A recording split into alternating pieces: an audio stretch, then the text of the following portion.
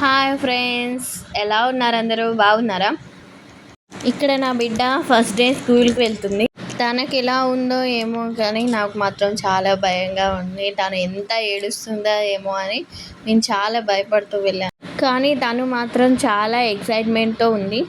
మా మమ్మీ నన్ను ఎక్కడికో తీసుకెళ్తుంది అని అనుకుంటుంది. తనకి స్కూల్ అని ఇంకా సరిగ్గా తెలియదు. మా ఇంటి దగ్గరలోనే ఉంటుంది స్కూల్. ఒక 10 మినిట్స్ పడుతుంది అంతే. వర్షం పడడం వల్ల రోడ్ అంతా బురదగా ఉంది. కొంచెం కూడా నడవడానికి దారే లేదు అసలు.